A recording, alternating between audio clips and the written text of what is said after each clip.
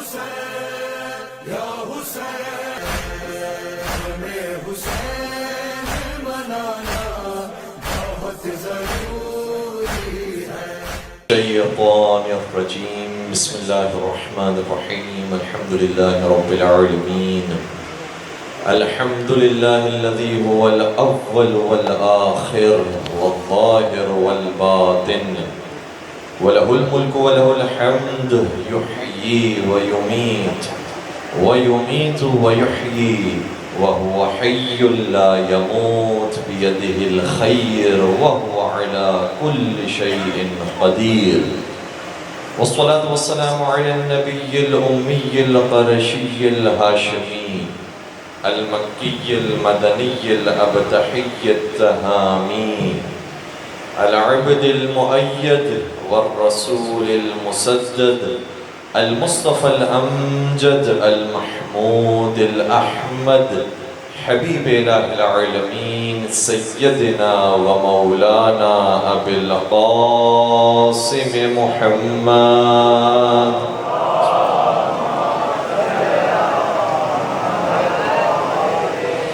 وعلى أهل بيته الطيبين الطاهرين المعصومين المظلومين الذين أذهب الله عنهم الرجس وطهرهم تطهيرا.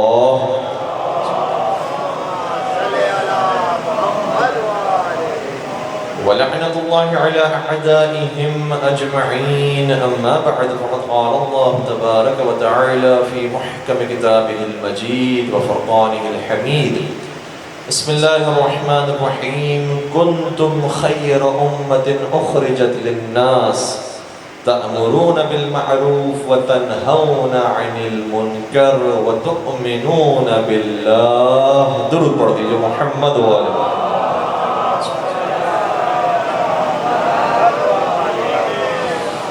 عزیزان گرامی قدر، آج شب جمعہ بھی ہے اور شب 2 محرم الحرام بھی ہے، اس لیے کچھ باتیں ہم شب جمعہ کے حوالے سے آپ کی خدمت میں کوشش کریں گے.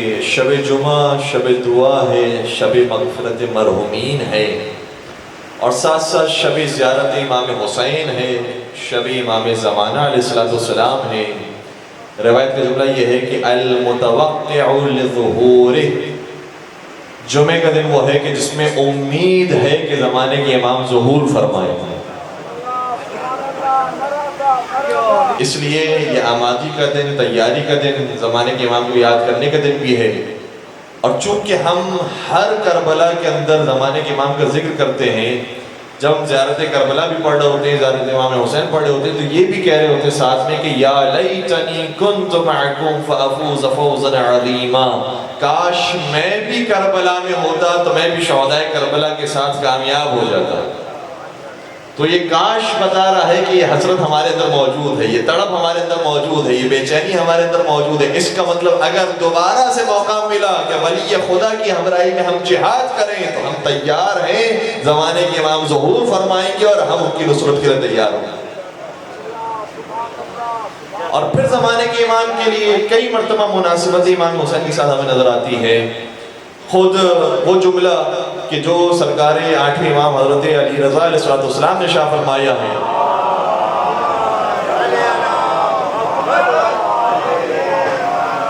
کہ ابن الشہید، یاد رکھو اگر تم چاہتے ہو کہ وہ مقام حاصل کرو جو شہداء کربلا کا مقام تھا، یہ چاہتے ہو کہ ویسا مرتبہ پاؤ جیسے شہداء کربلا کا مرتبہ تھا، تو پھر یہ کہا کرو اور یہ نیت کیا کرو کہ اگر دوبارہ سے زمانے کے امام نے ہمیں موقع دیا کہ ہم جہاد کریں اور جنگ کریں اور دشمنوں کا مقابلہ کریں، تو ہم زمانے کے امام کے ساتھ کھڑے ہوں گے اور کہیں گے یا لصارات الحسین، ہم حسین کے خون کا انتقام لینے والے ہیں.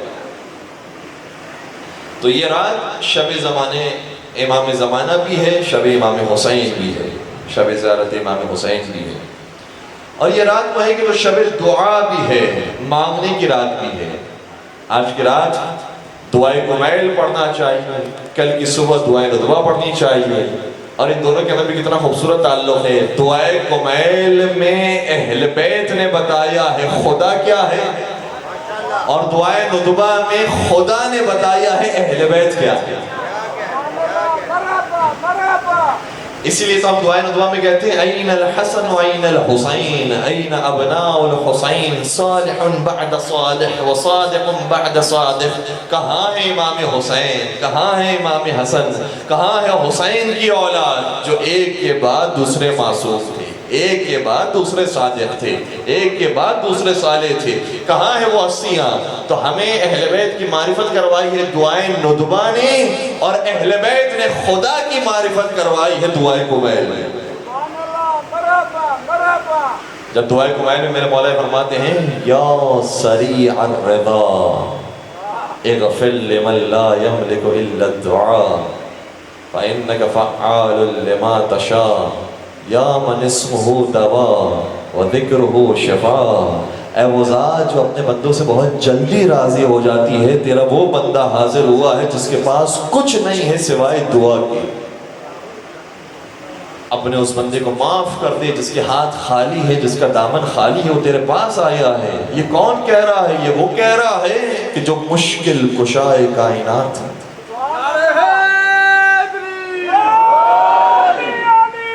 اور دیکھیے کمال ہے در علی کا، دعا ہے یہ دعائے علی، لیکن ہم آج اسے دعائے علی نہیں کہتے، دعائے کمیل کہتے ہیں. کیوں دعائے کمیل کو کہتے ہیں؟ کمیل نے سکھائی ہے ہمیں کیا؟ کہا نہیں، سکھائی تھی علی نے کمیل کو، تو یہ نام تو اس کا ہونا چاہیے جس نے سکھائی ہے. لیکن کیا کہنے اہل بیت کے گھرانے کے، جب کوئی چیز سکھاتے ہیں تو نام بھی دے جاتے ہیں. اور یہ صرف دعائے کمیل کی بات نہیں، یہ دعا ابو حمزہ صومالی ہو تو کیا ابو حمزہ صومالی کی دعا ہے؟ نہیں، یہ امام زین العابدین کی دعا ہے. لیکن امام کی دعا کا نام امام زین العابدین نہیں، دعائے زین العابدین نہیں، یہ دعائے ابو حمزہ صومالی ہے. کیونکہ آپ کا کرم اتنا وسیع ہے، جب کچھ عطا کرتے ہیں تو یہ بھی نہیں چاہتے کہ شکریہ کے طور پر ان کا نام محفوظ ہو جائے، اپنا نام بھی بچانا نہیں چاہتے. انما نطعمکم لوجہ اللہ لا نرید منکم جزاء ولا شکورا. جب یہ یتیم مسکین اور اسیر کو کھانا کھلاتے ہیں تو صرف اور صرف اللہ کی محبت میں کھلاتے ہیں، یہ تمنا بھی نہیں کرتے کہ کوئی آ کر شکریہ ادا کرے. اہل بیت کا کرم اتنا وسیع ہے. کسی نے کیا خوب کہا تھا کہ جو مانگنا ہو اسی در سے مانگ اے اکبر، جو مانگنا ہو اسی در سے مانگ اے اکبر. یہی وہ در ہے کہ ذلت نہیں سوال کے بعد.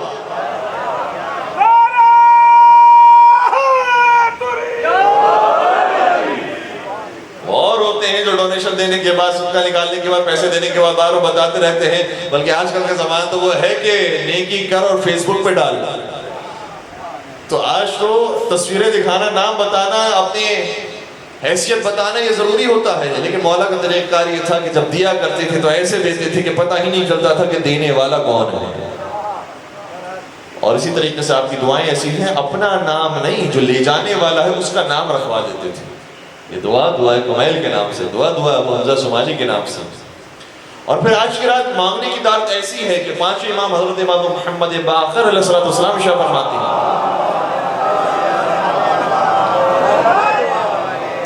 آج کی رات پروردگار ایک منادی کو معین کرتا ہے کہ تم آواز لگاؤ اور سب تک میرا پیغام پہنچاؤ کہ الا عبد مؤمن یدعونی، کیا کوئی خدا کا مؤمن بندہ ہے جو مجھے پکارے. آج کی رات کی آواز آتی ہے. اور پھر روایت آگے بڑھتی ہے، وہ جو مانگ رہا ہے اور پکارنے والا ہے کس چیز کے بارے میں پکارے؟ کہا چاہے دنیا کے بارے میں پکارو، چاہے آخرت کے بارے میں پکارو، چاہے علم کے بارے میں پکارو، چاہے مال کے بارے میں پکارو، چاہے اپنے لیے پکارو، چاہے دوسروں کے لیے پکارو. جو مانگو گے، شب جمعہ ہے، اس میں ہر دعا تمہاری پوری ہوگی. شب جمعہ کے بارے میں بہت خاص روایت ہے، اس لیے جو مانگو گے وہ پوری ہوگی. اور یہ یاد رکھیے گا، ذہن میں رکھیے گا، جب انسان مانگتا ہے تو ایسا ہو ہی نہیں سکتا کہ یہ آواز خدا تک نہ پہنچے، یہ آواز محمد والے محمد تک نہ پہنچے، ایسا ہو ہی نہیں سکتا. ان کے صدقے سے خدا تک یہ آواز پہنچتی ہے اور خدا انہی کے صدقے سے ہمیں عطا فرماتا ہے. ایک صحابہ تھے، وہ بیان کر رہے تھے کہ جب میں مشہد گیا تو وہاں پر مجھے موقع ملا. آپ نے دیکھا ہوگا کہ ایران کے اندر یہ طریقہ ہے کہ جب ظہر اور عصر کی نماز ہوتی ہے یا مغرب اور عشاء کی نماز ہوتی ہے، اس کے درمیان کا جو فاصلہ ہوتا ہے اس سے بھی وہ استفادہ کرتے ہیں. اور ایک عالم دین آتے ہیں، ایک مختصر سی تقریر کرتے ہیں کہ ظہر اور عصر کی نماز کے درمیان بھی جو لوگ آئے ہوئے ہیں وہ بھی مستفیض ہو کر گئے۔ تو ایک صاحب تھے، توجہ رکھیے گا، جنہوں نے تقریر کی، اور تقریر کے درمیان چونکہ مشرق کے اندر موجود تھے اس لیے کہا کہ یہ مولا رضا کا دسترخوان ہے، یہ مولا رضا کا حرم ہے، جو بھی جاتا ہے مولا رضا کے توسط سے دعا کرتا ہے اس کی دعا رد نہیں ہو سکتی۔ اور پھر دعا کا ایک خاص طریقہ بتایا، کہا کہ جب بھی مانگو پہلے مولا رضا کی بارگاہ میں جا کر سورہ یاسین پڑھو اور اس کا ہدیہ امام کی بارگاہ میں پیش کرو۔ یہ سورہ یاسین کی تو بڑی تاثیر ہے، اور مرحومین کے بارے میں بھی کہا گیا ہے کہ مرحوم کے پاس جب جائے، قبرستان جائے تو سورہ یاسین کا تحفہ لے کر جائے۔ آیت اللہ وحید خراسانی نے بھی کئی مرتبہ کہا ہے کہ اگر دل زہرا کو شاد کرنا چاہتے ہو تو سورہ یاسین کا تحفہ پیش کرو، وہ قرآن کی دلہن ہے اور وہ جنت کی دلہن ہے۔ اس لیے سورہ یاسین کا تحفہ معصومین کو بڑا پسند ہے۔ اس عالم دین نے کہا، اور گویا اس طرح سے بات بیان کی کہ میں قسم کھانے کے لیے گویا تیار ہوں، اگر کوئی سورہ یاسین کا تحفہ امام رضا کی بارگاہ میں پیش کرتا ہے اور پھر دعا مانگتا ہے، ایسا ہو نہیں سکتا کہ امام رضا کے صدقے میں دعا قبول نہ ہو۔ جب انہوں نے اتنا بڑا اسٹیٹمنٹ دیا، اب عام طور پر جو نسخے بیان کرنے والے ہوتے ہیں، جو وظیفہ بیان کرنے والے ہوتے ہیں، وہ وظیفہ بیان کر کے چلے جاتے ہیں، اس کے بعد لوگ عمل کرنا شروع ہوتے ہیں۔ اب کتنے ہی ایسے ہوتے ہیں جو وظیفے پر عمل کرتے ہیں، کوشش کرتے ہیں، لیکن ان کی ظاہری طور پر دعا قبول۔ یہاں پر ایک مسئلہ یہ ہوا کہ جو عالم دین تھے، جب انہوں نے یہ وظیفہ بیان کیا تو ایک صاحب کھڑے ہوئے اور کہا جو آپ وظیفہ بیان کر رہے ہیں، اتفاق سے میں نے اس وظیفے پر پہلے عمل کیا تھا اور میری دعا قبول نہیں ہوئی۔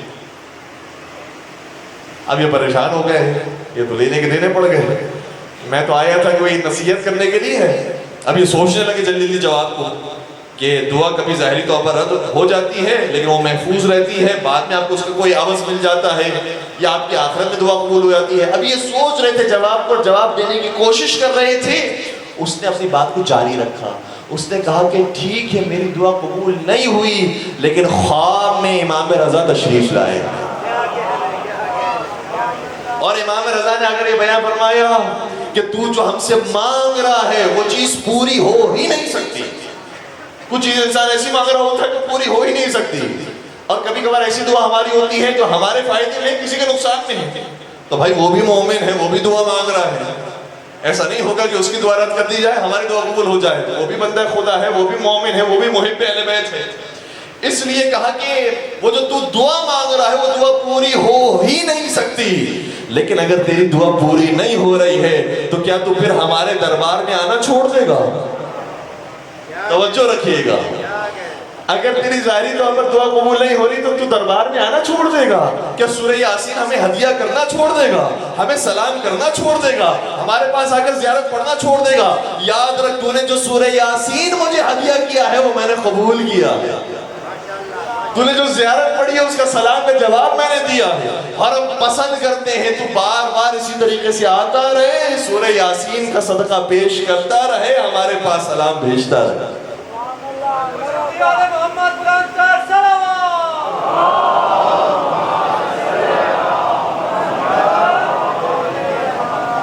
تو یہ نہ سمجھیے گا کہ اگر ظاہری طور پر دعا قبول نہیں ہوئی ہے، شب جمعہ ہے، اتنی ساری چیزیں بیان کی تھی پھر بھی ہماری دعا قبول نہیں ہوئی، ٹھیک ہے کبھی کبھار مصلحت ہوتی ہے، لیکن ہمیں مانگنا نہیں چھوڑنا ہے۔ یہ جو طلب کرنا ہے یہ رب العالمین کو بہت پسند ہے۔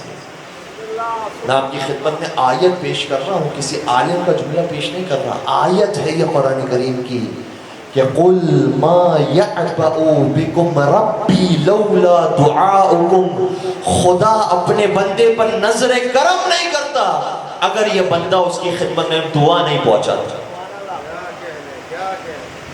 اگر دعا نہ ہوتی تو خدا اپنے بندے پر نظر کرم نہیں کرتا۔ ہم کیا نہیں چاہتے کہ خدا ہم پر نظر کرم کرے؟ خدا کی نظر کرم سب سے بڑی چیز ہے۔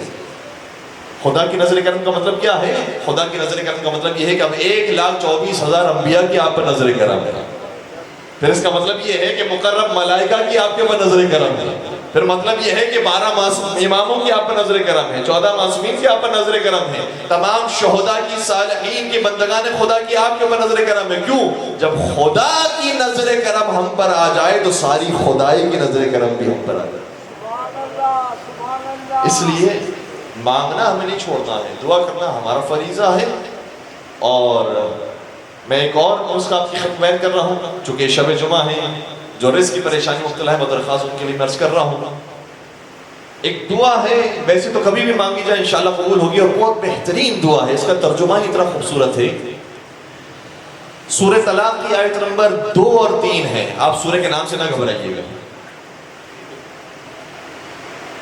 سورہ کے نام سے، سورہ کے نام تو کبھی بقرہ بھی ہوتا ہے، عنکبوت بھی ہوتا ہے، اور فیل بھی ہوتا ہے. بات پہنچ رہی ہے؟ تو یہ نہ سمجھے گا کہ اگر ان ناموں پر کوئی سورہ کا نام ہے تو اس کا مطلب کام خراب ہونے والا، نعوذ باللہ. نہیں، جس طریقے سے سورہ بقرہ ہے اسی طریقے سے سورہ آل عمران ہے. نام رکھے گئے ہیں، نام رکھے گئے ہیں، ورنہ جیسے آل عمران ہے ویسے سورہ بقرہ. تو یہ سورہ طلاق ہے، اس کا سورہ کا نام یہ ہے. سورہ نمبر 65 دوسری اور تیسری آیت. یہ کب پڑھنی چاہیے؟ جب نماز فجر کا وقت آئے تو اول وقت میں نماز فجر ادا کریں، اور فجر پڑھتے ہی تعقیبات نماز کے اندر یہ دعا مانگیں. دعا کے جملے یہ ہیں، ہاتھ پھیلا کر کہیں ایک مرتبہ: وَمَن يَتَّقِ اللَّهَ يَجْعَلْ لَهُ مَخْرَجًا وَيَرْزُقْهُ مِنْ حَيْثُ لَا يَحْتَسِبُ وَمَن يَتَوَكَّلْ عَلَى اللَّهِ فَهُوَ حَسْبُهُ إِنَّ اللَّهَ بَالِغُ أَمْرِهِ قَدْ جَعَلَ اللَّهُ لِكُلِّ شَيْءٍ قَدْرًا. ترجمہ یہ ہے کہ جو شخص خدا کا حیا کرتا ہے، خدا سے شرم کرتا ہے اور گناہوں سے پرہیز کرتا ہے، اگر خدا کا تقوی اختیار کرتا ہے تو خدا اس کے لیے راستے بناتا ہے. وَيَرْزُقُهُ مِنْ حَيْثُ لَا يَحْتَسِبُ، اور وہاں سے رزق دیتا ہے کہ بندے کو گمان بھی نہیں ہوتا. ایک عالم دین تھے. اب دیکھیں، انسان کچھ نیکیاں کرتا ہے، کبھی کوئی دعا مانگتا ہے، ایسی جگہ سے رزق آتا ہے انسان کو گمان بھی نہیں ہوتا. کہتے ایک جگہ پر میں نے خرچ کیا اور مجھے امید تھی کہ ظاہر سی بات ہے کہ جب بھی میں خرچ کروں گا، صدقہ دوں گا، وہ ضائع نہیں ہوگا. کہ اتفاق کی بات ایسی تھی، جو میں نے خرچ کیا، اب مجھے ذہن میں نہیں رہا کہ وہ زیارت 40 پر انہوں نے خرچ کیا تھا یا کسی بندے مومن کی مدد کی تھی. جیسے خرچ کیا انہوں نے، جتنا پیسہ خرچ کیا تھا اس سے کئی گنا زیادہ ایک بندے مومن نے انہیں تحفہ لا کر دیا. کئی تحفہ کس بات کا ہے؟ میں نے کوئی مجلس پڑھی تھی، کس کا تحفہ ہے مجھے یاد نہیں آ رہا. کہ آپ کو شاید یاد نہیں ہوگا، لیکن ایک مرتبہ میں نے آپ کو فون کال پر کہا تھا کہ میرے لیے استخارہ دیکھ دیجیے. وہ استخارہ اچھا آیا تھا، میں نے اس کے مطابق عمل کیا تو مجھے بڑا منافع ہوا. تو میں نے اسی وقت سے نیت کی تھی کہ جو مجھے فائدہ حاصل ہوگا اس کا کچھ حصہ میں آپ کے بھی حوالے کروں گا اور آپ کی خدمت پیش کروں گا کہ آپ کی وجہ سے میں نے قدم اٹھایا. وہ عالم دین کہتا ہے استخارہ کو ہم نے ہزاروں کے دیکھے ہیں، لیکن یہ زندگی میں پہلا شخص آیا کہ جس نے استخارہ دکھانے کے بعد اتنا بڑا تحفہ دیا. یہ کیا ہے؟ انسان کو گمان بھی نہیں تھا کہ یہاں سے رزق ملے گا، لیکن انسان کو وہاں سے رزق فراہم کیا.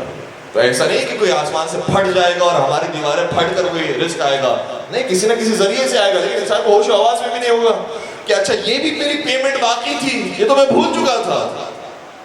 یہ کسی اور نے مجھ سے بات کی اور باتوں باتوں کے اندر یہ ہم تک پیمنٹ بھی پہنچ گئی. تو دعا بھی ایسی تاثیر رکھتا ہے، صدقہ ایسی تاثیر رکھتا ہے، حج و عمرے کی زیارات ایسی تاثیر رکھتے ہیں، اور کربلا میں جو پیسے خرچ کیے جائیں وہ ایسی تاثیر رکھتے ہیں. تو شب جمعہ دعا مانگنا یہ ہمارے لیے ہے. ہم انشاءاللہ کوشش کریں کہ دعا مانگیں، اور پھر اگر بہتر ہوا تو اسی وقت قبول ہوگی، اور بہتر نہیں ہوا تو اس سلسلہ انشاءاللہ اس طریقے سے بحق محمد و آل محمد جاری و ساری رہنا چاہیے. ایک درود پڑھ دیجیے گا، محمد و آل محمد.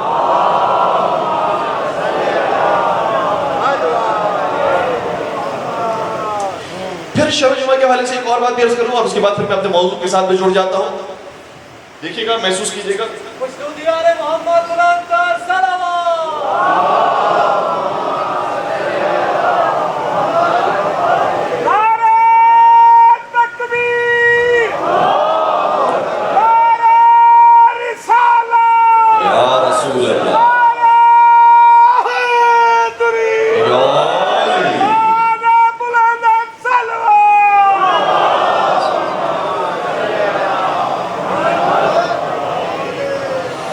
ایک بہت عجیب روایت ہم نے دیکھی اور بہت خطرناک روایت ہے بطور خاص نوجوانوں کے لیے. امام شاہ فرماتے ہیں کہ جب شب جمعہ آ جاتا ہے تو پروردگار نیکیوں کے اجر و ثواب کو بھی ڈبل کر دیتا ہے اور برائیوں کے عذاب کو بھی ڈبل کر دیتا ہے. اس لیے اگر کوئی آج کی رات گناہ کرتا ہے اسے عذاب بھی دگنا ملتا ہے، اور اگر آج کی رات کوئی نیکی کرتا ہے اسے ثواب بھی دگنا ملتا ہے. پھر امام کی روایت آگے بڑھی اور اس چیز کو اور مزید کھولا. امام نے شاہ فرمایا اور اگر کوئی شخص آج کی رات گناہ سامنے ہونے کے باوجود اپنے آپ کو بچا لیتا ہے، کہتا ہے شب جمعہ ہے، جمعے کا دن ہے، رسول آل رسول کا دن ہے، امام زمانے کا دن ہے، مجھے آج کی رات گناہ نہیں کرنا چاہیے، جیسے وہ گناہ سے اپنے آپ کو جمعے کے دن بچاتا ہے، پروردگار یہ کہتا ہے اس سے جتنے سابقہ گناہ کیے تھے وہ بھی ہم نے معاف کر دیا. اور اگر وہ جمعے کے باوجود اس کی حرمت کا خیال نہیں رکھتا ہے اور جمعے کے دن بھی گناہ انجام دیتا ہے تو خدا کہتا ہے اب جتنے گناہ کیے تھے ان کو میں معاف نہیں کروں گا، اور اس کا میں باقاعدہ حساب و کتاب لوں گا. اس لیے جب جمعے کے دن آ جائے اس کے خاص احترام ہے. اور کل کی گفتگو کے اندر آئی تھی شہادت حضرت مسلم عقیل کا ذکر. میں نے آپ سے عرض کیا تھا کہ شہادت کو تو ہم بیان کر رہے ہیں لیکن اور مختلف پہلو ہیں حضرت مسلم عقیل کی زندگی کے جو ہم بیان نہیں کر پائے. دیکھیے گا شریعت کی حفاظت کیسے کی حضرت مسلم عقیل نے. بہت مشکل تھا، بہت سخت تھا. ہم یہ سمجھ رہے ہیں کہ حضرت مسلم عقیل گئے ہیں کوفہ کے اندر، 18,000 لوگوں نے بیعت کر لی، وہاں سے ابن زیاد آیا، کچھ افراد کے ساتھ سارا یہ انقلاب تبدیل ہو گیا، ابن زیاد کی حکومت قائم ہو گئی، حضرت مسلم عقیل کو تنہا چھوڑ دیا گیا، شہید کر دیا گیا. یہ کیسے ہو گیا؟ میں آج ایک آپ کی خدمت میں اس کی وجہ بیان کرنے جا رہا ہوں اور یہ وجہ بہت امپورٹنٹ ہے، توجہ رکھیے گا. دیکھیے کہ کفار میں اور مسلمانوں میں فرق ہے. کفار وہ ہیں جب وہ جنگ کے اندر ہوتے ہیں اور جب وہ مقابلے میں آتے ہیں اور زندگی کے ہر مرحلے کے اندر انہیں کسی شریعت کے حکم کی پابندی نہیں کرنی. اس لیے وہ جھوٹ کا بھی سہارا لیں گے، وہ رشوت کا بھی سہارا لیں گے، وہ ڈرائیں گے بھی، وہ قتل بھی کریں گے، وہ چوری بھی کریں گے، وہ سارے کام کریں گے کیونکہ انہیں کسی شریعت کی پرواہ نہیں کرنی. اس لیے ابن زیاد نے کوفہ کے اندر آ کر ڈرایا بھی ہے، جھوٹ بھی بولا ہے، اس نے قتل بھی کیا ہے، اس نے خوف بھی پیدا کیا ہے اور اس نے رشوت دے کر بھی خریدا. کیا یہ کام حضرت مسلم عقیل کر سکتے ہیں؟ اب جب نہیں کریں گے، نہیں ڈرائیں گے لوگوں کو تو لوگ یہ کہیں گے کہ یہ تو نہیں ڈرا رہے لیکن یہ ڈرا رہے ہیں. اس کا مطلب یہ ہوا کہ اگر ان کی بات نہیں مانیں گے تو فرق نہیں پڑے گا، یہ تو نہیں ڈرا رہے ہیں، لیکن یہ ان کی بات نہیں مانی تو پھر مارے جائیں گے، قتل کیے جائیں گے. اور اس نے کہا بھی یہ لشکر شام سے آنے والا ہے، وہ بہت عظیم لشکر ہے، تمہیں چن چن کے مارے گا. جھوٹ کا سہارا لیا ہے. کوئی لشکر نہیں آیا یزید کی طرف سے، یزید کی طرف سے لشکر نہیں آیا، یزید کی طرف سے نامے آئے ہیں، یزید کی طرف سے حکم آیا ہے. حکم پر ہی سارے کام ہو رہے تھے، اس کو ضرورت ہی نہیں پڑی کوئی لشکر بھیجنے کی، صرف ڈرایا گیا، جھوٹ بولا گیا، کافی ہو گیا. یزید کی طرف سے شام سے ایک لشکر آنے والا ہے، بہت بڑا لشکر ہے، وہ لشکر تمہیں کھا جائے گا. تو یہ جھوٹ کا سہارا ابن زیاد تو لے سکتا ہے لیکن حضرت مسلم نہیں لے سکتا. اور پھر نہ سکی کہ اس نے دھمکیاں دی ہے، بلکہ ابن زیاد اتنا خونخوار آدمی تھا اور اتنا جنگجو اور اتنا شقی آدمی تھا کہ منبر پر آ کر کہتا ہے کہ میں دھمکیوں پر یقین نہیں رکھتا ہوں، میں اسی چیز پر یقین رکھتا ہوں جو انسان کر کے دکھائے. اس لیے میں صرف تمہیں بول نہیں رہا ہوں کہ میں کروں گا، جس نے کیا عملاً اسے کر دیا جائے گا اور میں کر چکا ہوں. کب کیا تھا اس نے؟ جب کوفہ، توجہ ہے میرے ساتھ ساتھ، جب کوفہ سے پہلے ابن زیاد بصرہ کے اندر حاکم تھا تو بصرہ کے اندر بھی امام نے اپنے قاصد بھیجا تھا. ان کا نام جناب سلیمان تھا، ان کی کنیت ابا رزین تھی. جب وہ قاصد بصرہ میں آیا اور ابن زیاد کو اطلاع ملی، دربار میں لایا گیا اور بغیر کسی گفتگو سے کہا گیا اس کی گردن اڑا دو. بغیر کسی بات کے گردن قلم کر دو. حسین کا پیغام تو لائے کیسے؟ یہ ہے تاریخ کربلا کا پہلا شہید. تاریخی اعتبار سے دیکھا جائے تو بصرہ میں جو قاصد شہید کیا گیا ہے امام حسین کی جانب سے آنے والا سلیمان، یہ پہلا شہید ہے سفر کربلا کا. ابن زیاد پہلے ہی کام کر چکا تھا. اور پھر جب حضرت مسلم عقیل کو شہید کیا ہے تو اس سے پہلے کیا کیا تھا؟ ہانی ابن عروہ کو گرفتار کر لیا تھا اور بہت زیادہ خوف کیا تھا کہ یہاں تک کہ شہید ہونے والے تھے. اس کے بعد کیا کیا؟ حضرت مسلم عقیل کے بعد پھر خاموش ہو گیا، معاملہ ٹھیک ہو گیا؟ نہیں. حضرت مسلم عقیل کے بعد کتنے ہی ایسے مسلمان اور مومنین تھے جن کو صرف شک کی بنیاد پر گرفتار کیا گیا، بغیر کچھ پوچھے گردن اڑا دی گئی. بعض کے نام تاریخ کی کتابوں میں موجود ہے. مثال کے طور پر عبد الاعلی کا نام موجود ہے، امارہ بن سلخب ازدی، اور اس کو تو ایسے شہید کیا، کہا کہ تو ازدی خاندان سے ہے، اس کو پکڑو، اس کو اسی کے قبیلے میں لے کر جاؤ، وہیں پر جا کر اس کی گردن اڑاؤ. یہ دہشت قائم کی ہے ابن زیاد. یہ کام جو ابن زیاد کر رہا ہے کیا مسلم عقیل کر سکتے ہیں؟ نعوذ باللہ. حضرت مسلم عقیل شریعت کے پابند ہیں. اور مسئلہ یہی ہے جو لوگ بعض دفعہ سوال کرتے ہیں کہ رسول کے جانے کے بعد کیوں علی کو حق نہیں ملا. اب سمجھ میں آیا علی میں اور دوسروں میں فرق یہ ہے، دوسرے ڈرا سکتے ہیں، دوسرے مار سکتے ہیں، دوسرے چھین سکتے ہیں، علی وہ ہیں جو حکم خدا کے بغیر کوئی کام نہیں کر سکتے.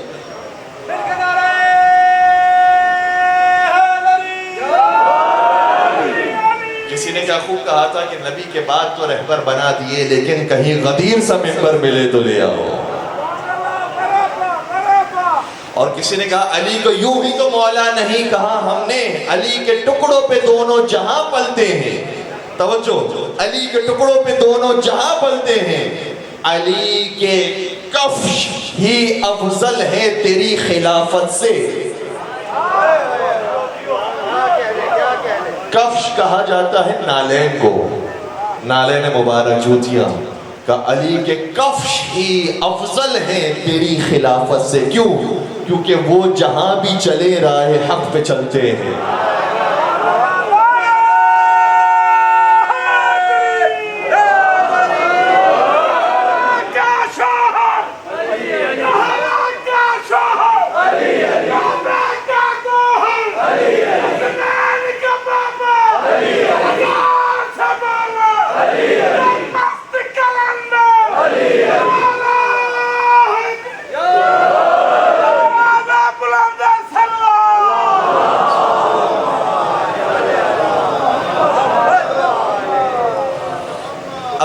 میں چند ایک مثالیں پیش کرتا ہوں کہ کس کس موقع پر شریعت کے پابندی حضرت مسلم عقیل نے کی. جب ابن زیاد بصرہ سے کوفہ آ رہا تھا تو 500 افراد کے ساتھ آیا اور اسے یزید نے کہا تھا فوراً سے کوفہ پہنچو، کہیں ایسا نہ ہو کہ تمہارے پہنچنے سے پہلے حسین کوفہ پہنچ جائے. اس نے پوری تیز رفتاری کے ساتھ بصرہ سے نکلا 500 افراد کے ساتھ اور کوفہ پہنچنے کی تیاری کی. لیکن بہت سارے افراد ہوتے یا تو دل کے اندر محبت رکھتے تھے اہل بیت کی، نہیں چاہتے تھے کہ امام حسین کے ساتھ یہ کام کیا جائے، یا کسی مجبوری کی وجہ سے یا دنیاوی کسی پریشانی کی وجہ سے وہ پیچھے رہ گئے، نہیں آ سکے، بیمار ہو گئے، کوئی بھی بہانہ تھا. بہت کم افراد کے ساتھ ابن زیاد پہنچ گیا کوفہ. وہ جو پیچھے رہ جانے والے افراد تھے ان میں سے ایک محب اہل بیت ہے جس کا نام ہے شریک بن اعور.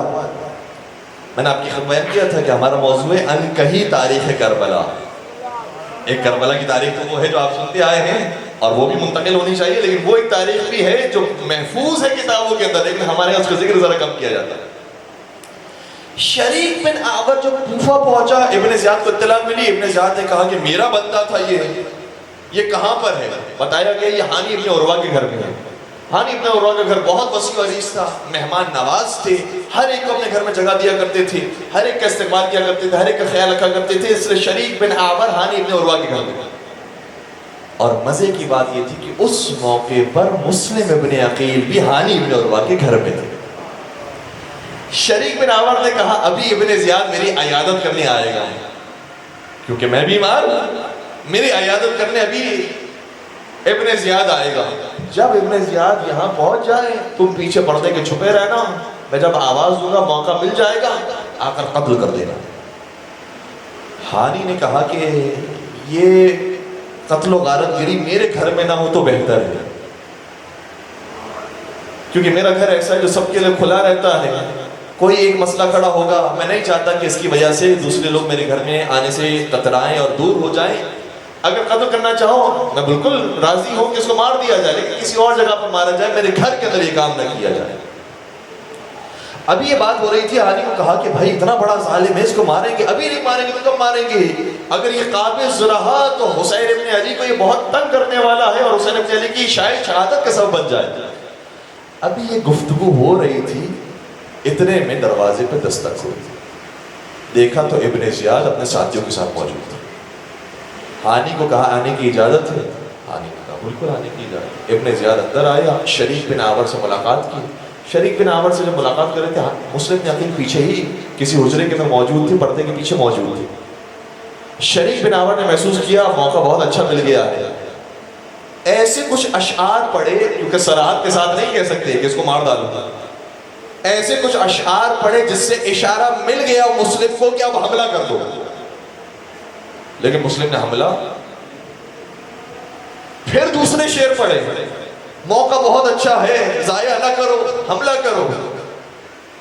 پھر بھی انہوں نے کہیں حملہ نہیں کیا، اور اسی طریقے سے کہتا رہا۔ اب ابن زیاد کو بھی ایسا ہوا کہ مجھے لگتا ہے کہ تجھے بہت زیادہ بخار ہو گیا ہے، تو بہکی بہکی باتیں کر رہا ہے اور تجھے آرام کی ضرورت ہے، اس لیے میں جاتا ہوں، تو آرام کر یہاں پر۔ اور ابن زیاد یہ کہنے کے بعد نکل گیا۔ جب ابن زیاد چلا گیا تو فوراً سے شریک بن عامر نے کہا، اے مسلم، اتنا اچھا موقع تھا آپ نے ضائع کر دیا، کیوں اس کے اوپر وار نہیں کیا؟ بہترین موقع تھا، نہتا تھا، آرام سے اس کو واصل جہنم کیا جا سکتا تھا، آپ نے کام کیوں نہیں کیا؟ سنیے گا، مسلم ہے شریعت کے پابند، مسلم ہے خدا کے پابند، اور مسلم ہے حضرت مولا متقیان کے بھتیجے، خون ہاشمی موجود ہے۔ اس لیے مسلم کہنے لگے، میں نے خوف کی وجہ سے، میں نے ڈر کی وجہ سے ابن زیاد کو قتل کرنے سے نہیں کترایا ہوں، بلکہ اس وجہ سے کترایا ہوں کہ جس کے گھر میں ہم موجود تھے، جب صاحب خانہ اس کی اجازت نہ دے تو میں بغیر اجازت یہ کام، اتنا نیکی کا کام ہے لیکن اس کے باوجود نہیں کر سکتا۔ اسی لیے آج بھی شریعت کے اندر یہ جز ہے، اگر کوئی واجب نماز بھی پڑھنا چاہتا ہو تو غصبی جگہ پر جا کر،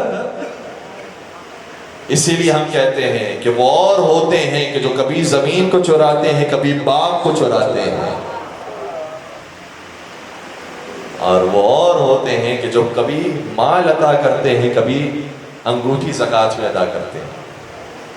اس لیے کہا جس کا مال ہے، جس کی جگہ ہے، وہ راضی نہیں تھا، اس لیے میں کام نہیں کر سکتا اس کی جگہ پر جب تک وہ راضی نہ ہو۔ اور دوسری بات یہ کہ میرے نبی نے فرمایا تھا، اگر کوئی شخص تم سے ملاقات کرنے کے لیے آ رہا ہے، مہمان بن کر آیا ہے، لڑنے کے لیے نہیں آیا ہے، تو اس کو غافل گیر طریقے سے ٹیرر کرتے ہوئے اسے مارنے کی اجازت نہیں ہے، چاہے وہ کتنا ہی بڑا ظالم کیوں نہ ہو، اسے مارنے کی اجازت نہیں ہے، اس کو غافل گیر طریقے سے پشت سے مارنے کی اجازت نہیں ہے۔ اگر ابن زیاد میرے مقابلے میں آیا ہوتا تو میں اسے واصل جہنم کرتا، لیکن چونکہ یہاں مہمان بن کر آیا تھا، ہم اپنے مہمانوں پر چاہے دشمن ہی کیوں نہ ہو حملہ نہیں کرتے۔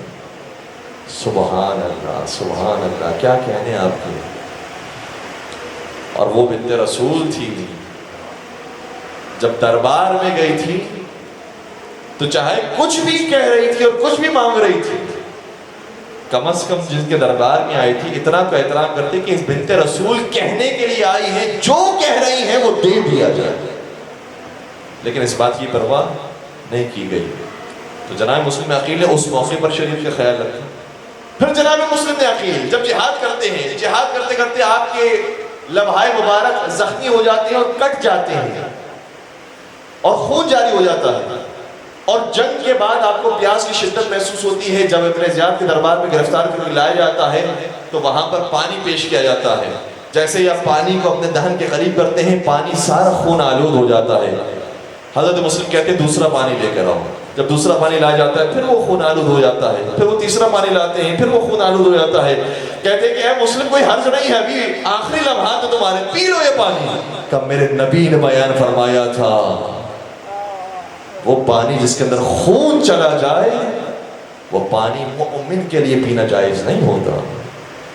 اے مسلم ابن عقیل، آپ نے شریعت کی ایسے پابندی کی، ایسے پابندی کی۔ پھر آگے بڑھیے، جب شہید کیا جا رہا ہے حضرت مسلم عقیل کو، حضرت مسلم نے کہا کہ میں وصیت کرنا چاہتا ہوں۔ کیا وصیت کی؟ دو باتیں تو ایسی بیان کی جس کا تعلق مولا حسین سے تھا۔ کہ میرے مولا کو بتا دینا کہ اب کوفہ پہلے جیسا نہیں رہا، اور یہ کہہ دینا اب آپ کوفہ تشریف نہیں لائیے گا۔ لیکن ایک اور وصیت یہ کی، وصیت کس سے کی تھی؟ عمر ابن سعد سے کی تھی۔ ابن زیاد کے دربار میں چھپکے سے عمر سعد سے وصیت کی تھی، کہا جب میں کوفہ آیا تھا تو میں نے 700 درہم کسی سے قرض کے طور پر لیے تھے، ابھی مرنے کا وقت آ گیا ہے، میں قرض ادا نہیں کر سکا، میرا گھوڑا بھی موجود ہے، تلوار بھی موجود ہے، اسے بیچ کر میرا قرض ادا کر دینا۔ اللہ اکبر! حضرت مسلم عقیل ایسے ہی سفیر حسین نہیں بنے ہیں، ایسے ہی نہیں کہا گیا یہ وہ شخص ہے کہ جس کے اوپر مجھے پورا اعتماد ہے۔ جانتے ہیں کہ یہ ایک بھی حرف اور ایک بھی قدم شریعت کی مخالفت میں اٹھا ہی نہیں سکتے۔ اور لطف کی بات یہ ہے کہ امام حسین نے بھی کربلا کے میدان میں کہا تھا، دیکھو تم میں سے جتنے بھی ہیں جس کے اوپر کسی کا بھی قرض موجود ہے وہ یہاں سے چلا جائے، پہلے قرض ادا کرے پھر ہمارے پاس۔ جس کی گردن پر حقوق الناس موجود ہو وہ شہید بھی ہو جائے، شہید ہونے کے باوجود جس کی گردن پر حق الناس موجود ہو وہ حق الناس معاف نہیں ہوتا۔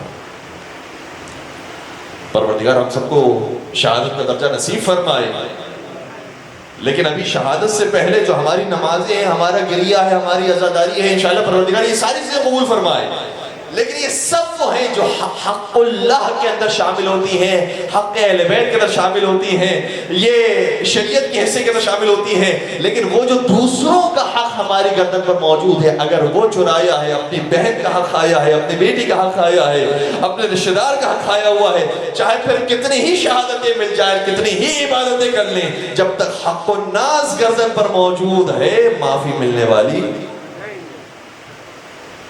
یہ حضرت مسلم عقیل نے بتایا، اور حضرت مسلم عقیل ہی کے واقعے کے اندر ایک اور عجیب رخ بھی نظر آتا ہے۔ اب تک تو نہیں رہے۔ ابن زیاد نے کہا کہ میں کیسے پہچانوں مسلم عقیل کہاں پر چھپے ہوئے ہیں؟ حضرت مسلم جب کوفہ تشریف لائے تھے تو پہلے جناب مختار ثقفی کے گھر میں تھے۔ حضرت مسلم عقیل 5 شوال کو تشریف لائے تھے، 12 ذکر کو خط لکھا تھا۔ کمپیوٹر سب کا کام کر رہا ہے؟ نہیں بھی کام کر رہا تو پنجتن کے صدقے میں کام کرنے لگے گا۔ میں مسئلے کو آسان کر دیتا ہوں، 5 کا عدد بھی ہمیں بڑا محبوب ہے اور 12 کا عدد بھی بڑا محبوب ہے۔ 5 شوال کو مسلم عقیل کوفہ میں تشریف لائے، 12 ذیقت کو حضرت مسلم نے امام حسین کو خط لکھا۔ تاریخ یاد رہی گی انشاءاللہ۔ 5 شوال کو جب تشریف لائے جناب مختار ثقفی کے گھر میں تھے، 12 ذیقت تک حضرت مختار ثقفی کے گھر میں تھے، 1 ذی الحجہ تک حضرت مختار ثقفی کے گھر میں تھے۔ 1 ذی الحجہ کے کچھ دنوں کے بعد ابن زیاد کوفہ میں آیا ہے۔ جب وہ کوفہ میں آیا تو جناب مسلم نے یہ دیکھ لیا کہ سب جانتے ہیں کہ میں مختار کے گھر میں ہوں، سب کو پتہ چل جائے گا، ابن زیاد تک یہ بات پہنچا دیں گے، اس لیے اب گھر تبدیل کیا جائے۔ جناب مختار کے گھر کو چھوڑا اور جناب ہانی ابن عروہ کے گھر میں تشریف لے آئے۔ اب ابن زیاد کو نہیں پتا ہے کہ مسلم کہاں پر موجود ہے، ڈھونڈنے کے لیے افراد کو بھیجا۔ اس میں سے ایک جاسوس ہے جس کا نام ہے معقل، بعض نے لکھا معقل، بعض نے معقل۔ اس معقل کو کہا کہ یہ میری طرف سے 3000 درہم میں تجھے دے رہا ہوں، یہ 3000 درہم رکھ، لیکن تمہارے لیے دے رہا ہوں، یہ اس لیے دے رہا ہوں کہ تم جاؤ کوفہ کے اندر اور یہ کہو کہ جس کو حضرت مسلم عقیل کا پتہ ہے وہ مجھے بتائے پتہ، میں یہ 3000 درہم حضرت مسلم کی خدمت میں پیش کرنا چاہتا ہوں۔ یہ بہانہ، یہ جھوٹ استعمال کیا گیا۔ معقل کہتا ہے 3000 درہم لے کر میں سب سے پہلے پہنچا مسجد کوفہ اور دیکھتا رہا لوگ آتے رہے جاتے رہے آتے رہے جاتے رہے، لیکن ایک ایسا تھا جو مسجد میں صبح و شام نمازیں پڑھ رہا تھا۔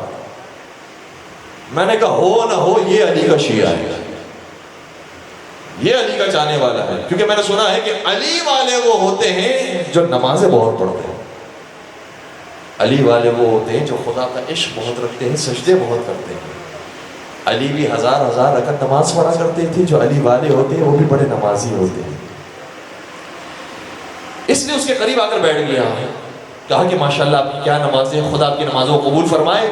مجھے یہ بتائیے کہ میں شام سے آیا ہوں اور میں تبدیل ہو گیا ہوں، اہل بیت کا عاشق ہوں، مجھے بتائیے آپ بھی اہل بیت کے چاہنے والے ہیں؟ وہ شخص کہتا ہے ہاں میں بھی اہل بیت کا ماننے والا ہوں۔ کہ اچھا آپ کو پھر پتا ہوگا کہ حسین نے ایک سفیر بھیجا تھا، وہ یہاں پر تشریف لائے تھے، میں ان سے ملاقات کرنا چاہتا ہوں، میں وہاں سے اپنے کچھ جمع پونجی لے کر آیا ہوں، ان کی خدمت میں پیش کرنا چاہتا ہوں۔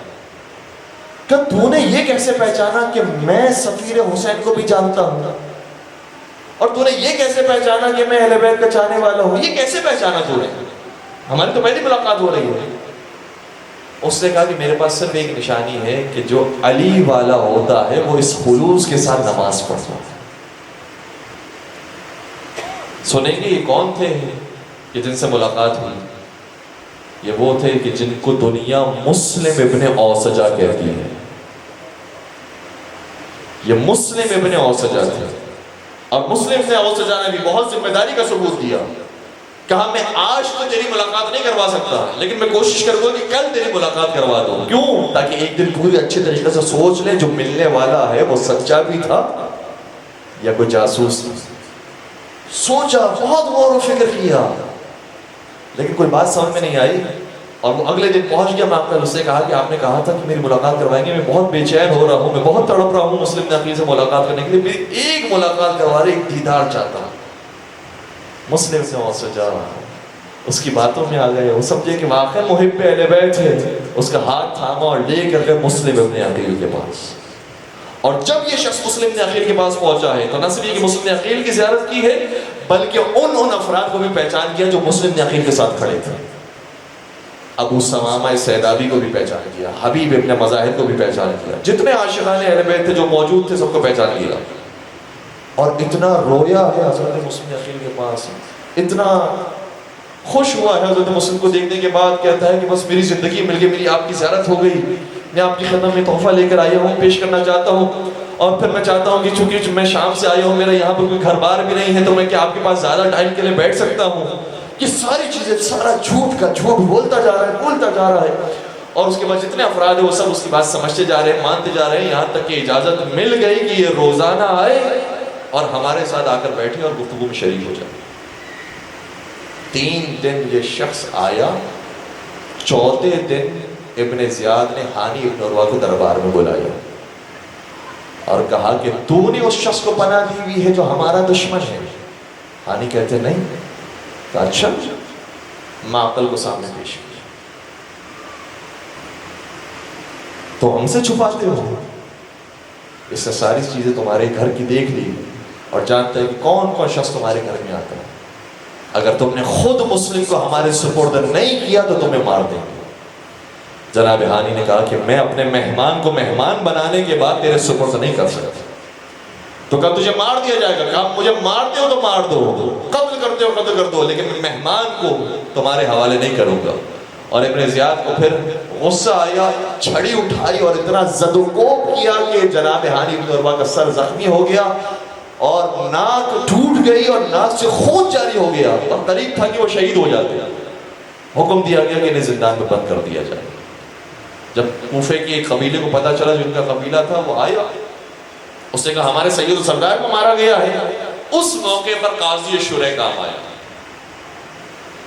یہ قاضی شرح وہ ہے، یہ بھی نمازی ہے، مسلم ابن اوسجہ بھی نمازی ہے، وہ بھی بظاہر قاری قرآن ہے، مسلم ابن اوسجہ بھی قاری قرآن ہے، وہ بھی بظاہر علم رکھنے والا عالم ہے، مسلم ابن اوسجہ بھی عالم ہے، لیکن فرق یہ ہے کہ مسلم ابن اوسجہ اہل بیت کی محبت رکھنے والے ہیں، یہ اہل بیت کی دشمنی رکھتے ہیں۔ قاضی شرح کو خریدا گیا، کھڑا کیا گیا، کہا جا کر دیکھو ہانی ابن عروہ ٹھیک ہے نہیں ہے اور زندہ ہے یا نہیں ہے۔ قاضی شرح نے دیکھا کہ ہاں زندہ تو ہے لیکن بہت زخمی حالت میں شہید ہونے والے ہیں۔ کہا خبردار یہ قوم کو نہ بتانا، کہنا زندہ ہے، میں دیکھ کر آیا ہوں وہ صحیح سالم ہے، اس لیے تمہیں آنے کی ضرورت نہیں ہے۔ اور قاضی شرح وہ بھی اس ڈر کی وجہ سے، بزدلی کی وجہ سے یہ آ کر قبیلے والوں سے جھوٹ کہتا ہے کہ میں نے ابھی ملاقات کی ہے اور ہانی بالکل ٹھیک ہے۔ غلط افواہ پھیلائی گئی ہے، چلے جاؤ اپنے اپنے گھروں کی طرف۔ اور اس طریقے سے ہانی ابن عروہ کو زندان میں بند کر دیا گیا اور قبیلے کو بھیج دیا گیا۔ اور پھر اسی دن حضرت مسلم عقیل نے قیام کا اعلان کیا. اس دن سارے افراد تیار نہیں تھے, 18,000 افراد موجود نہیں تھے, صرف 4,000 افراد موجود تھے, اور 4,000 افراد کے ساتھ یہ آواز بلند کی. اور آپ جانتے ہیں کہ یہ 4,000 افراد بھی وہ ہیں کہ جو شریعت کے مطابق عمل کرنا چاہتے ہیں, مسلم عقیل کے راستے پر چلنا چاہتے ہیں. ورنہ ابن زیاد وہ رشوتوں کا بھی وعدہ کر رہا ہے, وہ قتل و غارت گری کا بھی وعدہ کر رہا ہے, وہ ہر چیز کے بارے میں جھوٹ کہہ رہا ہے, لیکن مسلم عقیل یہ کام نہیں کر سکتے ہیں. لہٰذا آہستہ آہستہ تعداد کم ہونا شروع ہوئی, مسلم ابن عقیل تنہا رہ گئے.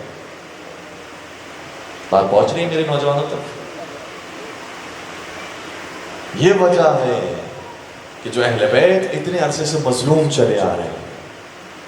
لوگ سوال کرتے ہیں جب اتنے ہی اعلیٰ عرفہ تھے تو آپ کے ساتھی کم کیوں تھے؟ ساتھی کم اس لیے تھے کیونکہ جو دشمن ہے وہ ہر طرح کا پروپیگنڈا کر سکتا ہے, وہ ہر طرح کی زبان استعمال کر سکتا ہے, لیکن جو علی والا ہے وہ سچ کے علاوہ کچھ نہیں کہہ سکتا. جو علی والا ہے وہ صرف حق کے راستے پر چل سکتا ہے. یہ مجبوری ہے. اس لیے حضرت مسلم ابن عقیل کا ساتھ دینے والے ڈرتے گئے, گھبراتے گئے, اور تعداد کم ہونا شروع. اور وہ لوگ جو یہ کہتے ہیں کہ نعوذ باللہ شیعوں نے بلایا تھا, شیعوں نے مار دیا, شرم آنی چاہیے ایسے افراد کو یہ جملہ کہتے ہوئے. کم از کم کوفے والے, اور کوفے والوں کے اندر بھی کتنے ایسے تھے کہ جو محبان اہل بیت تھے. کوفے کی اس وقت تعداد, جو مجاہدین کی, جنگیوں کی, جو جوانوں کی تعداد تھی جو ساتھ دے سکتے تھے مسلم عقیل کا, ان کی تعداد 1,00,000 تھی. لیکن 1,00,000 میں سے صرف 18,000 نے آ کر بیعت کی تھی. اس کا مطلب کیا ہوا؟ اگر کوئی حساب و کتاب لگا سکے, اس کا مطلب یہ ہوا کہ کوفے کی صرف 18% آبادی وہ تھی جو محبان اہل بیت پر مشتمل تھی. باقی جو 80% آبادی تھی وہ کس کی تھی؟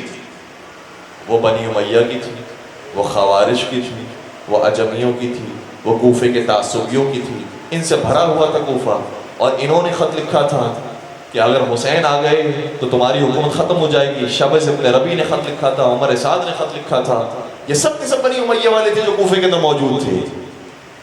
اس لیے ذرا حساب و کتاب لگا کر بات کیجئے کہ کوفے والوں نے بلایا اور کوفے والوں نے شہید کر دیا. جو بلانے والے تھے کم از کم انہوں نے دل سے تو علی کا نام لیا, کم از کم انہوں نے زبان سے تو علی کا نام لیا. ورنہ وہ مدینہ جس کو چھوڑ کر حسین جا رہے تھے, وہاں پر کون سا فرقہ رہتا تھا جس نے حسین کے جانے کے باوجود بھی حسین کا ساتھ نہیں دیا؟ وہاں کون سا فرقہ تھا جو دیکھ رہے تھے اپنی آنکھوں سے کہ حسین ہمارے درمیان یزید کی بیعت چھوڑتے ہوئے جا رہے ہیں لیکن پھر بھی ساتھ دینے کے لیے تیار نہیں تھے؟ وہ کون سا فرقہ؟ تو مدینے والوں سے تو کوفے والے بہتر تھے, وہ افراد کے جنہوں نے کم از کم محبت کا دعویٰ کیا. لیکن پھر جب عمل کی بات آتی ہے تو عمل کی بات میں بھی آپ ہمیں یہ تانا نہ دیجئے, ذرا اپنے بزرگوں کے کردار کو دیکھیے. یہاں تو مسلم ابن عقیل آئے تھے اور ابن زیاد کی تلوار آئی اس لیے خاموش ہو گئے, لیکن وہاں تو خود رسول خدا میدان میں ہوتے تھے تو بزرگان میدان چھوڑ کر بھاگ گئے. تو رسول کی موجودگی میں جو رسول کو چھوڑ دے اس کے بارے میں تو زبانیں بند ہو جاتی ہیں. اور یہاں ابن زیاد کی تلوار ہے اور وہ ایک ایک کو قتل کر رہا ہے اور ذبح کر رہا ہے. صحیح ہے, ہر انسان کا عقیدہ اتنا مضبوط نہیں ہوتا. میرے مولا نے شاہ فرمایا تھا, الناس عبید الدنیا والدین لعق علی السنتہم. حقیقت یہ ہے کہ جو دیندار بھی ہیں, دین ان کی صرف زبانوں پر موجود. جب مشکلات آتی ہیں اور امتحانات آتے ہیں تو پھر پتہ چلتا ہے کہ اصل دیندار کون ہے. تو وہ لوگ کہ جن کے بزرگ میدان چھوڑ کر بھاگ گئے, ان کے سامنے زبان درازی کرنے کی کوشش کرتے ہیں کہ جو اس کو مانتے ہیں جس کو نبی نے حیدر کرار کہا تھا, جس کو نبی نے لا فتح کہا تھا, جس کو نبی نے فاتح خیبر و خندق کہا تھا, اس کے ماننے والے. اور انہی کے ماننے والوں میں سے ایسے تھے کہ جو اپنی جان دینے کے لیے تیار رہے کربلا کے میدان میں, لیکن حسین کا ساتھ نہیں چھوڑا. کوفے والوں ہی میں سے حبیب ابن مظاہر بھی آئے, ابو سمامہ سیداوی بھی آئے, بریر حمدانی بھی آئے, مسلم ابن اوسجہ بھی آئے. یہ بھی عاشقان اہل بیت تھے، یہ آئے ہیں، انہوں نے آ کر اپنی جان قربان کی ہے، جانتے تھے کہ شہید کیے جائیں گے، لیکن انہیں معلوم ہے کہ ہمارا راستہ وہی راستہ ہے جو علی اور حسین کا راستہ ہے۔ نافع ابن ہلال بجلی کا شعر میں آپ کی خدمت پیش کرتا ہوں، توجہ ہے میرے ساتھ۔ کوفہ سے تشریف لائے تھے نافع بن ہلال بجلی بھی لکھا ہے، جدلی بھی لکھا ہے۔ نافع بن ہلال نے کربلا میں جنگ کرنے سے پہلے شعر پیش کیا، کب پہچانو ہمیں، ہم کون ہیں؟ ہم صرف وہ نہیں ہیں جو صرف حسین کو ماننے والے ہو۔ کہنے لگے انا الجملی وانا علی دین علی، میں جملی ہوں اور میں علی کے دین پر ہوں۔ بتایا کہ کربلا کے اندر صرف جنگ حسین اور یزید کی جنگ نہیں ہے، صرف حسن اور فلاں کی جنگ نہیں ہے، بلکہ علی اور فلاں کی بھی جنگ۔ یہ جنگ وہ ہے جو ابتدا سے چلی آ رہی ہے، ہم وہ ہیں جو علی اور اولاد علی کو ماننے والے ہیں، اور تم وہ ہو جو دشمنان علی کو ماننے والے۔ اس لیے تعارف پیش کیا ہے نافع بن ہلال جملی نے، اور وہاں سب جانتے ہیں جو سامنے جو فوج آئی ہے وہ کون ہے، کس کو ماننے والی ہے؟ امام حسین نے بیان فرمایا۔ وہ لوگ جو ہمیں کہتے ہیں بلایا تھا اور مار دیا تھا، سنیے امام حسین کی زبانیں، کس نے بلایا تھا؟ امام حسین نے فرمایا جو قوم میرے سامنے موجود ہے وہ کس کو مانتی ہے؟ فرمایا وَيْحَكُمْ يَا شِيعَةَ آلِ أَبِي سُفْيَانَ، اے ابو سفیان کی اولاد کے ماننے والے ہو۔ ان لم تکن لکم دین وکنتم لا تخافون المعاد فکونوا احرارا فی دنیاکم، اے یزیدیوں اگر تم کسی دین کو نہیں مانتے ہو تو اتنی تو شرم و حیا کرو کہ بچوں کو تو قتل نہ کرو، خواتین کے اوپر تو ہاتھ نہ اٹھاؤ۔ کیا کہہ کر وہ خاطب کیا؟ یا شیعۃ آل ابی سفیان، اے ابو سفیان کی اولاد کے شیعہ۔ اور یہ ایک موقع نہیں ہے، مختلف موقعوں پر باروں بتاتے رہے یہ کس کو ماننے والے ہیں، وہ کس کو ماننے والے ہیں۔ اور آپ اگر امام حسین کی بات نہ بھی مانیں، اپنے ہی بزرگ یزید ملعون کی بات مان لیں، اس نے بھی شام کے دربار میں کہا تھا کہ یہ جنگ صرف میری اور حسین کی جنگ نہیں ہے، بلکہ جنگ کہاں سے شروع ہوئی ہے؟ کہنے لگا لعبت ہاشم بالملک فلا خبر جا ولا وحی نزل لیت اشیاخ ببدر شہدوا جزع الخزرج من وقع العسل۔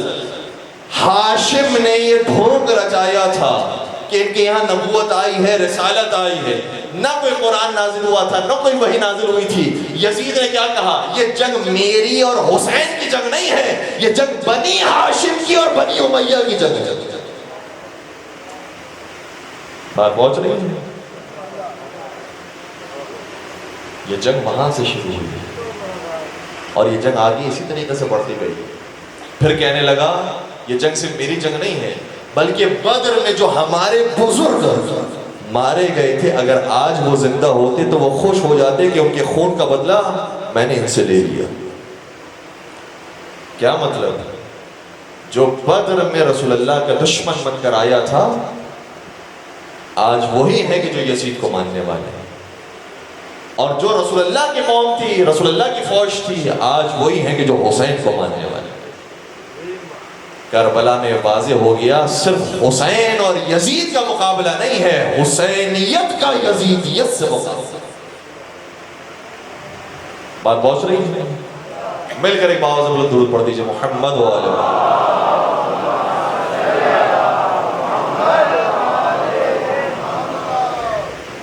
کاش میرے پاس دامن وقت میں گنجائش ہوتی تو بیان کرتا کہ علی کتنے مظلوم تھے۔ علی اتنے مظلوم کہ ان کا نام آسمان والے لیتے تھے تو عبادت ہوتی تھی، ان کے چہرے کی دیدار آسمان والے کرتے تھے تو عبادت ہوتی تھی۔ اس علی کے مقام کو اتنا دنیا والوں نے گرایا کہ خود علی نے مرثیہ پڑھا، الدہر انزلنی ثم انزلنی ثم انزلنی ثم قیل فلان و علی، زمانے نے مجھے اتنا گرایا، اتنا گرایا، اتنا گرایا۔ کتنی مرتبہ کہا؟ 3 مرتبہ۔ کاش کوئی اشارہ سمجھے۔ سمجھ رہے ہیں؟ زمانے نے مجھے اتنا گرایا، اتنا گرایا، اتنا گرایا کہ اس کو اور مجھے دونوں کو برابر سمجھ لیا۔ میں وہ ہوں کہ رسول فرماتے تھے علی میں نے تیرے اگر سارے فضائل بیان کر دیے تو کہیں تجھے لوگ خدا نہ ماننے لگے، اس لیے میں صرف تیرے اتنے فضائل بیان کرتا ہوں کہ لوگ تیرے قدموں سے نکلنے والی ریت کے ذرات کو اٹھائیں گے اور آنکھوں کا سرما قرار دیں گے۔ یہ ہے شان علی ابن ابی طالب۔ اور پھر انشاءاللہ کل آپ کی ہم بیان کروں گا کہ فضائل کو کتنا موڑا گیا ہے، کتنا چھپایا گیا ہے، کتنا علی ابن ابی طالب کے چاہنے والوں کے اوپر ظلم کیا گیا ہے۔ ایک شخص ایسا ہے کہ جس کو پکڑا گیا، گرفتار کیا گیا، کہا کیوں گرفتار کیا گیا؟ کہا تیرا نام علی ہے، تیرا نام علی ہے۔ اس کا باپ موجود تھا، باپ کے سامنے بچے کی گردن پر تلوار آ گئی۔ یہ ہے شیعوں کی مظلومیت۔ سب جانتے تھے کہ نام علی ہے، چھپا نہیں سکتا تھا، آ گیا، آشکار ہو گیا، پکڑ لیا، گرفتار کر لیا۔ جب تلوار گردن پر آئی، اچانک شاید کوئی توفیق ملی، ذہن میں خیال آیا، کہا نہیں یہ غلط کہتے ہیں، میرے بیٹے کا نام علی نہیں اولا ہے۔ علی اور اولا ایک ہی طریقے سے لکھا جاتا ہے، عین پر زبر لگا دیا جائے علی بن جائے، عین پر پیش لگا دیا جائے اولا بن جائے۔ کہ تو قسم کھا کہ تیرے بیٹے کا نام اولا ہے، چونکہ وہ جانتا تھا کہ اہل بیت نے بیان کیا ہے کہ اپنی جان کی حفاظت، اولاد کی جان کی حفاظت اور قیمتی مال کی حفاظت کے لیے اگر کوئی موقع پر تقیہ کر لیتا ہے، کیونکہ اگر تقیہ نہ کیا جائے تو آہستہ آہستہ محبان اہل بیت کو قتل کیا جائے گا، ختم کر دیا جائے گا، تقیہ کیا جائے گا، تو تقیہ کرنا جائز ہے۔ وہ تقیتاً کہتا ہے کہ ہاں میرے بیٹے کا نام اولا ہے، تو اولا نام سن کر چھوڑ دیتے ہیں اور یہ کہتے ہیں خبردار اگر پتہ چلا تیرے بیٹے کا نام علی ہوگا تو قتل کر دیا جائے۔ یہ ہے علی اور علی کے چاہنے والوں کی تاریخ۔ لوگ کیسے کیسے الزامات لگاتے ہیں۔ کربلا کے اندر جو سامنے مقابلے پر آئے تھے، بھرے ہوئے تھے شقاوت سے، بھرے ہوئے تھے نجاست اور قساوت سے، اور اسی لیے مولا جب فرما رہے تھے کہ مجھے پہچانو میں کون ہوں، میں رسول کا بیٹا ہوں، میں علی و زہرا کا بیٹا ہوں، میرا چچا جعفر طیار ہے، میرے بابا کے چچا حمزہ سید الشہداء ہے، تو سامنے سے جواب کیا آیا؟ یہ کہتے تھے اے حسین تیری بات ہمیں سمجھ نہیں آ رہی۔ اتنا غرق ہو چکے تھے گناہوں کے اندر، کہتے تھے اے حسین تیری بات ہمیں سمجھ نہیں آ رہی، کیا کہہ رہا ہے؟ یہ وہی لوگ ہیں کہ جن کے بارے میں قرآن نے کہا ختم اللہ علی قلوبہم وعلی سمعہم وعلی ابصارہم۔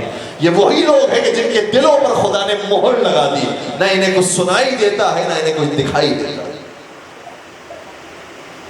ملیں گے آج بھی ایسے لوگ، آج بھی طرفدار ملیں گے، جتنے ہی آپ ان کو بات سمجھاتے ہیں قرآن سے، حدیث سے، عقل اور منطق کی روشنی میں بات سننے کے لیے تیار نہیں ہیں، ان کے دلوں پر مہر لگ گئی۔ خدا ایسے تمام شقیوں کو واصل جہنم کرے، اور پروردگار جن کے یہ گن گاتے ہیں، پروردگار انہی کے ساتھ انہیں قیامت میں محشور کرے۔ بس عزیزو، امام عالی مقام نے خطبہ بیان کیا ہے۔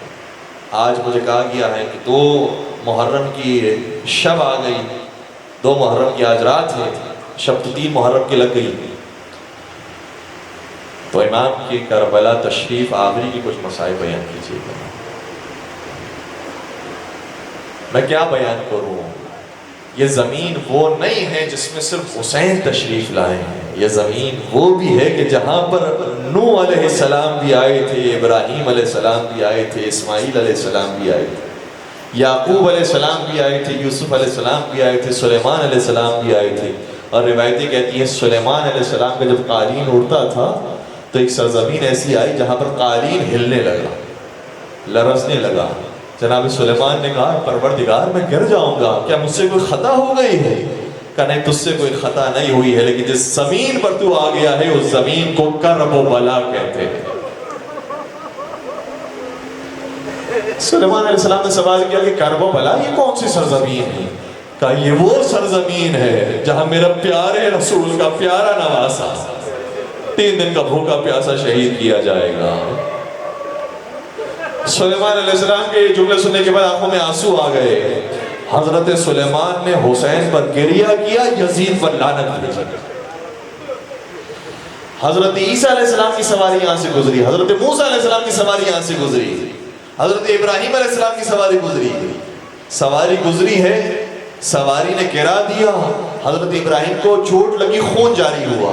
کہ خدا مجھ سے کیا کوئی ترک اولا ہو گیا ہے؟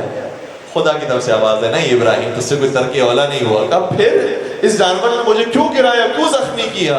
خدا کی طرف سے آواز آئی، یہ وہ زمین ہے جہاں زخم پر زخم لگیں گے، جہاں کچھ پاک ہستیاں شہید ہوں گی۔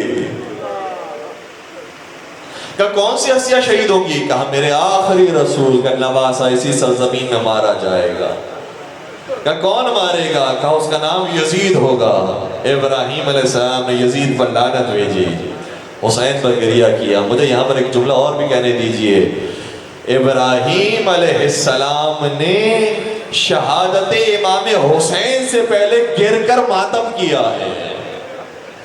حضرت سلیمان علیہ السلام کے یہ جو قالین لرزہ ہے، اس نے گویا فریاد کی ہے، ماتم کیا ہے۔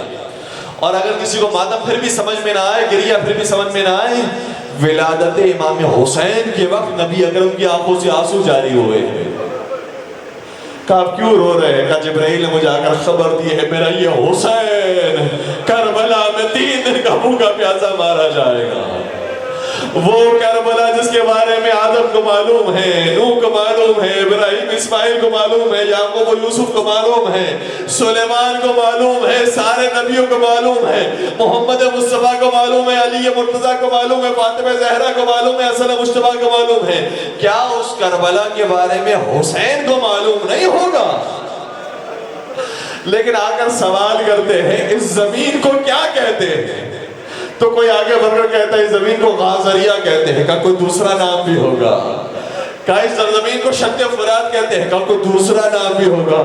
کہا اس زمین کو نیا نوا کہتے ہیں۔ کہا نہیں کوئی دوسرا نام بھی ہوگا۔ کوئی بوڑھا آگے بڑھا اور کہنے لگا آقا میں بتاؤں، میں نے اپنے اجداد سے سنا ہے اس زمین کو کربلا کہتے ہیں۔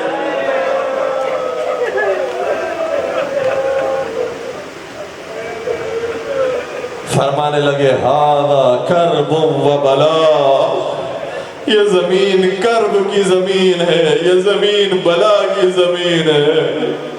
اور پھر شہزادی زینب کبریٰ آگے تشریف لائی، ایک مشت خاک اٹھائی اور خاک اٹھا کے ڈر گئی، قریب آئی بھیا کی، کہنے لگی بھیا اس خاک میں تو آپ کے لہو کی خوشبو آتی ہے، یہاں سے آگے بڑھ جائیے، یہاں سے چلے جائیے۔ یہ آپ کو کیفیت بے چینی کی، تڑپ کی کیفیت شہزادی زینب کبریٰ کے اندر نظر آئے گی۔ جب تک کہ واقعہ کربلا پیش نہیں آیا تھا، اس سے پہلے شہزادی بے چین رہی ہے، شہزادی بار بار آ کر تڑپتی رہی ہے، مولا سے بیان کرتی رہی ہے۔ لیکن جب حسین شہید ہو گئے، پھر اب زینب کبریٰ زینب نہیں رہی، اب شبیہ علی بن گئی، شبیہ عباس بن گئی، شبیہ حسین بن گئی۔ اس لیے کسی نے کیا خوب کہا کہ درد و علم کا مرکز احساس بن گئی، بے آس قافلے کے لیے آس بن گئی، دن ڈھل گیا تو شام غریبہ کے ساتھ ہی بیٹی علی کی حضرت عباس۔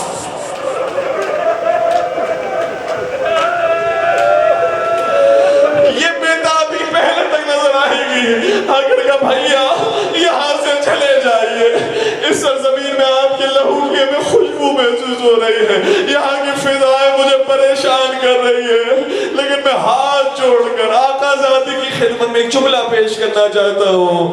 اے آقا زادی، اگر آپ علی کی بیٹی نہیں، آدم علیہ السلام کی صاحبزادی ہوتی، نوح علیہ السلام کی صاحبزادی ہوتی، ابراہیم اور موسیٰ اور عیسیٰ کی صاحبزادی ہوتی، تو ان ہستیوں کے کربلا میں آنے کے بعد جس طرح سے وہ ہستیاں چلے گئی، آپ بھی چلے جاتی۔ یہ جس طرح سے نبی آئے تھے چلے گئے، آپ بھی چلے جاتی، مگر آپ علی کی بیٹی ہیں، آپ حسین کی بہن ہیں، آپ کو یہی رہنا ہے، آپ کو ساری مشکلیں دیکھنی ہے، آپ کو سارے مصائب برداشت کرنے، یہی آپ کو محمد مسلم مانا جائے گا, یہی آپ کا اکبر مانا جائے گا, یہی آپ کا عباس. اجرکم علی اللہ. ام المصائب بی بی ہے زینب کبریٰ, ام المصائب بی بی. جب یہ جملے سن لیے امام حسین نے فرمایا بہن صبر کرو, ہمیں یہی رہنا ہے, ہماری یہی منزل بنے گی, یہی ہماری قبر بنے گی. پھر فرمانے لگے اس گاؤں میں کوئی رہنے والا بھی ہے, یہاں پر کسی کی کوئی زمین بھی ہے؟ کہا کہ ہاں بنی اسد والے ہیں جن کی زمین ہے. کہا بنی اسد والوں کو بلاؤ. بنی اسد والوں کو بلایا گیا. اب یاد آیا مسلم ابن عقیل نے بھی کہا تھا میں کسی اور کی ملکیت میں کوئی اور کام انجام نہیں دے سکتا. امام حسین سے بڑا مقدس کام کون سا تھا؟ لیکن نہیں کہا کہ میں دوسروں کی زمین میں انجام دوں گا, کہا میری اپنی زمین ہونی چاہیے, پتہ چلے کہ ملکیت میری تھی. یہ لوگ تھے جو میری زمین میں داخل ہوئے ہیں. بنی اسد والوں کو کہا میں تمہاری زمین خریدنا چاہتا ہوں, کتنے میں بیچو گے؟ بنی اسد والوں نے بھی رقم بیان کی. انہوں نے کہا 60,000 درہم میں. امام نے فرمایا میں خریدنے کے لیے تیار ہوں. پیسے ادا کیے. اس کے بعد فرمانے لگے کریم ابن کریم اب یہ زمین میں تمہارے حوالے کرتا ہوں, لیکن میری 3 شرطیں ہیں, ان شرطوں کے ساتھ یہ زمین تمہاری زمین ہوگی. کہا آقا کیا شرطیں ہیں؟ کہا اس زمین میں ہو سکتا ہے کہ ہم پر حملہ ہو جائے, ہمیں لوٹ لیا جائے, ہمیں مار دیا جائے. اگر ہمیں مار دیا جائے اور ہمارے دشمن ہمیں نہ دفنائے تو تم کسی بھی بہانے سے آنا, ہمارے لاشوں کو دفنا دینا. ایک وصیت کر لی مولا حسین نے اپنے لیے, لیکن سنیں کہ باقی 2 شرطیں کس کے لیے رکھی؟ حسین نے نہ اپنے لیے وہ شرط بیان کی, نہ اپنی اولاد کے لیے بیان کی, بلکہ مجھے اور آپ کو یاد کیا. فرمانے لگے اور جب ہماری قبریں بن جائے, ہمارا کوئی زائر دور سے آئے, بتا دینا یہ تمہارے غریب مولا کی قبر ہے. اور تیسری شرط یہ بیان کی جب اسے یہاں بنا کر بتانا, پھر اپنا 3 دن کا مہمان بنانا, اس کے کھانے کا خیال رکھنا, اس کے اوڑھنے بچھونے کا خیال رکھنا, اس کے پانی کا خیال رکھنا. میں کہوں گا آقا آپ کا احسان ہے, ہم غریبوں کو بھی یاد کیا, اپنا ہمارا بھی نام اپنی وصیت میں لے لیا. لیکن میں عرض یہ کرنا چاہتا ہوں آقا کربلا میں 3 دن سے زیادہ کا مہمان بنائیے, 4 دن کا بنا لیجئے, 5 دن کا بنا لیجئے, 1 ہفتے کا بنا لیجئے. آپ 3 دن کا مہمان کیوں بنا رہے ہیں؟ سنیں گے مولا کا کیا شاید جواب آئے گا. جواب ہی آئے گا تم نہیں جانتے, جب 7 محرم کی تاریخ آئے گی پھر تمہیں پتا چلے گا میں نے کیوں 3 دن کا تمہیں مہمان بنایا ہے. تم آ کر سیراب ہوگے, تم آ کر کھانا کھاؤ گے, تم آ کر آرام کرو گے, لیکن یہ 3 دن ہم پر ایسے گزرے. میرے بچے اہلا تش کہتے رہے, مائیں روتی رہی, بچے پریشان رہے. ہم نہیں چاہتے ہمارا چاہنے والا پریشان ہو, ہم نہیں چاہتے ہمارا ظاہر پریشان. اجرکم علی اللہ. آپ نے وصیت سن لی, گریہ کیا, خدا آپ کے گریہ کو قبول فرمائے. صرف میں ایک نقطے کی طرف اشارہ کروں گا, پھر میں التماس دعا کہوں گا جس کی آنکھوں میں رونا آنا ہے تو آ جائے, اگر رونا نہ آئے تو ام المصائب سے معافی مانگیے گا. جملہ یہ کہنا چاہتا ہوں اے بنی اسد والو, تم نے 3 شرطیں سن تو لی, لیکن ایک سوال اور کر لو. یہ سوال یہ ہے اے آقا اگر آپ شہید ہو گئے اور ہم آپ کے لاشوں کو دفنانے کے لیے آئے تو کم از کم ہمیں کوئی ایسی نشانی بتا دے کہ ہم پہچان لیں یہ آپ کا لاشا ہے, یہ عباس کا لاشا ہے, یہ اکبر کا لاشا ہے, یہ قاسم کا لاشا ہے, یہ اول محمد کا لاشا ہے. مولا اپنی پہچان کے لیے کوئی چیز ہمیں بتا دیجئے. بنی اسد والے کہیں گے یہ کیسی بات کر رہے ہو, ہم پہچانتے ہیں حسین کو, ہم پہچانتے ہیں عباس کو, ہم پہچانتے ہیں اکبر کو, ہم جب آئیں گے دفنانے کے لیے تو ہم پہچان کر دفنائیں گے, ہم پہچان کر دفنائیں گے, ہم بتائیں گے ہاں یہ حسین کا لاشا ہے یہاں دفنایا جائے, یہ عباس کا لاشا ہے وہاں دفنایا جائے, یہ اکبر کا لاشا ہے وہاں دفنایا جائے. میں کہوں گا نہیں بنی اسد والو, تم اتنا سادہ نہ لو اس مسئلے کو. یہ حسین کو قتل کرنے والی امت رسول ایسی ہے, جب حسین کو مارے گی تو سر حسین جدا کرے گی, سر عباس جدا کرے گی, سر اکبر جدا کرے گی, شہدائے کربلا کے سروں کے نیزہ پر سوار کر دیے جائیں گے. انسان کی پہچان ہوتی ہے ہوتی ہے یا لباس سے ہوتی ہے؟ کسی بدن پر نہ لباس ہوگا نہ کسی پر سر ہوگا، تم پریشان ہو جاؤ گے ہم کس کا لاشا کہاں دبنائے۔ ہم پریشانی کو حل کرنے کے لیے حسین کا ہمارے سید سجاد آئے گا، وہ بتائے گا جس کے کلیجے میں پرچھی لگی ہے میرا بھائی اکبر ہے، جس کی لاش پامال ہے وہ قاسم ہے، جس کے سر میں بدن، جس کے بدن پر سر نہیں، بدن سارا چھٹنی ہے، میرے بابا حسین ہے۔ اور جب سارے بدن کی نشاندہی کر دیں گے تو پھر فرمائیں گے ایک لاشا باقی ہے، میرے ساتھ نہر فرات چلو، وہاں میرے چچا عباس شانوں کو کٹائے۔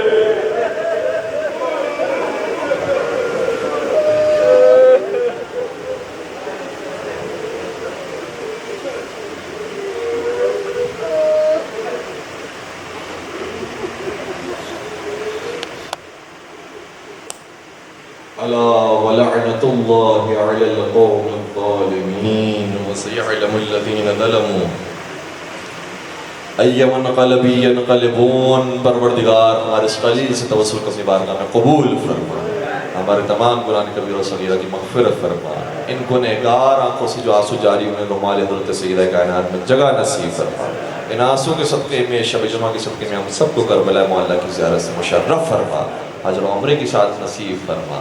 پالنے والے جو بھی آج کی رات فرش عزا پر تشریف لایا ہے اسے خالی ہاتھ واپس نہ لوٹا۔ پروردگار جو جس تمنا کو لے کر آیا ہے، جس دعا کو لے کر، پروردگار تمام کی جائے شرعی حاجات کو پورا فرما، لا علاج مریضوں کو شفا یابی نصیب فرما، بے اولاد مومن کو اولاد صالحہ عطا فرما، صاحبان اولاد کو اپنی اولاد کی بہترین تربیت کرنے کی توفیق عطا فرما، جو رزق حلال کی پریشانی مبتلا ان کے لیے رزق حلال عطا فرما، جو رزق حلال کما رہا ان کے رزق میں برکت و وسعت عطا فرما، ہم سب کو حسینی بننے کی توفیق عطا فرما، ہم سب کو شریعت کا پابند بننے کی توفیق عطا فرما، محبت محمد و آل محمد کو اپنی نسلوں میں منتقل کرنے کی توفیق عطا فرما، قرآن اور اہل بیت کے دامن سے ہمیشہ متمسک رہنے کی توفیق عطا فرما، اور قرآن اور اہل بیت کے حقیقی وارث اور جانشین حضرت قائم آل محمد کے ظہور میں تعجیل فرما، ہمیں ان کے آوان و انصار عاشقین و محبین میں شمار فرما۔ ربنا تقبل منا انك انت السميع العليم وتب علينا انك انت التواب الرحيم برحمتك يا ارحم الراحمين۔